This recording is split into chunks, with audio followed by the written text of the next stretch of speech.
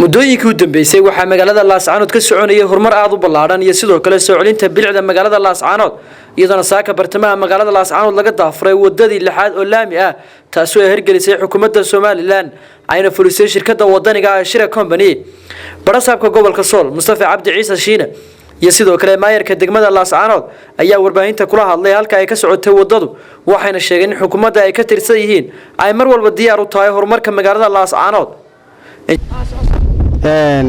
wadadii laamiga ahayd ee laga rogayay masaajidka laamiga hore ee ka soo wareegaysay siijeedka madareeminta farxas kulle waa 6 kiiloomitir 12 kiiloomitir ee dawladdu siisay ugu horeeyay ee la bilaabay iyadoo kiiloomitir hore inoo dhamaaday waxaan leenahay waad aragtaan waxqabadka dawladda horumarka socda waa in la ilaashada dhabooyinka waa in la baneeyaa kuwa xidhan waa in la furfuraa wixii aanu calaamadinay dadweynaha intaasaan u sheegayaa shirada kulley waxaan leenahay shaqadii hore aanu kaaga baranay ku qabo ee wanaagsanayd oo dhammaystir insha allah waxaan leenahay dadweynuhu waa inay la socdaan meelaha la calaamadiyey oo ay ka diyaar garoobaan maanta waxaynu joognaa oo la dhaqaajinayaa wadadii uu dhagax dhigay madaxweynaha Jamhuuriyadda Soomaaliland mudane Axmed Maxamed Maxamuud Siiraayo oo ahayd 10 kiiloomitir hore loo dhisay sida maayarkii noo sheegay iminka waxaa la bixinayaa oo la bilaabayaa 6 kiiloomitir oo Shira Construction Company oo 5 kiiloomitir hore u dhisay isagu degmada ku dhisay oo qandaraaskan ku guuleystay waxaan sheegayaa Shira wuxuu ku bilaabayaa isagaasii bilaabaya mashruucan dhismihiisa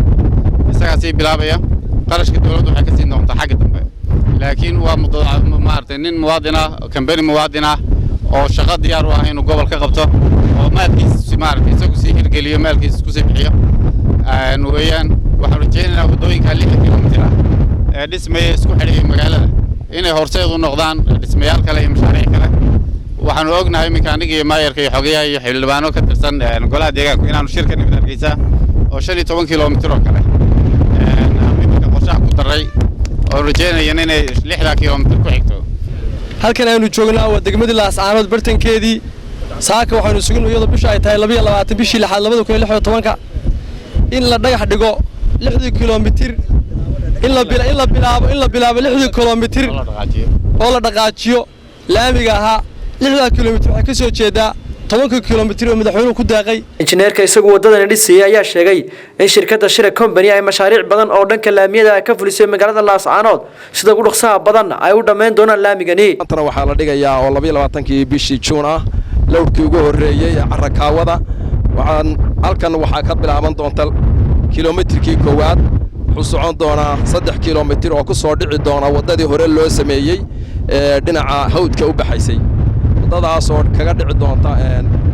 guriga aadan weli ama xagga dambeena suuqa ganacsiga Laascaanood waxaan rajaynaynaa sida ugu dhaqsaha badan inay halka hawshan nooga gabagabowdo haddaanu nahay shirkadda Shira Construction Company